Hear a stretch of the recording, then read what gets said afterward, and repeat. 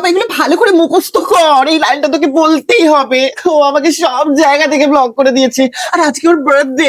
এই চুপ কর তো, দেখা কান্না বন্ধ কর। লাস্ট টাইম আমি করছি তোর জন্য, এরপর কিন্তু সব সম্পর্ক শেষ। হ্যালো। হ্যালো সুজয় দা।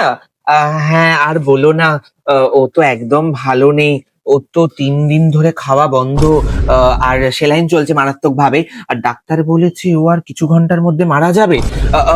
হ্যাঁ মারা যাবে। ও শারীরিক ভাবে সুস্থ, কিন্তু ও না মনটা ভালো নেই। মানে মনটা যদি সুস্থ হয়ে যায় তাহলে শরীরটা একদম সুস্থ হয়ে যাবে। তাই জন্য বলেছে নাকি পেশেন্টের মন যেটা ভালো, মানে ভালো যেটা হবে সেইটা ওকে এক্ষুনি দিতে হবে। আর অজ্ঞান অবস্থায় বারবার বলছিল যে সুজয় সুজয় সুজয় সুজয়। দেখেছে অজ্ঞান অবস্থায় তোমার নামই নিচ্ছে। তোটা ডিপলি ভালোবেসে ফেলেছে, এখন কি করবো বলো, তুমি একমাত্র ওকে বাঁচাতে পারো। আমাদের ঝগড়াই তো হলো কালকেও, 3 দিন ধরে খাওয়া বন্ধ কি করে হলো? মানে 3 দিন না, 3 ঘন্টা, ঘন্টা হবে ওটা। 3 ঘন্টা তো অনেকটা ঘন্টা না। তো বলেছে মারা যাবে, একটু কিছু করো না গো। 3 ঘন্টা ধরে খাওয়ার বন্ধ বলে কেউ মারা যায় নাকি? আগে তো কোনোদিন শুনিনি। না, আরে ডাক্তারি কথা আমরা কি করে বুঝবো, ডাক্তার বুঝবে তাই না? তুমিও বড্ড লজিক খুঁজছো। আজকে আবার বলছো নাকি তোমার জন্মদিন, তাই নাকি সকাল থেকে ও নাকি হসপিটালে একটাই কথা বলে যাচ্ছে। Happy birthday Sujoy. আরে ও পাশেই আছে, ওকে দাও ফোনটা।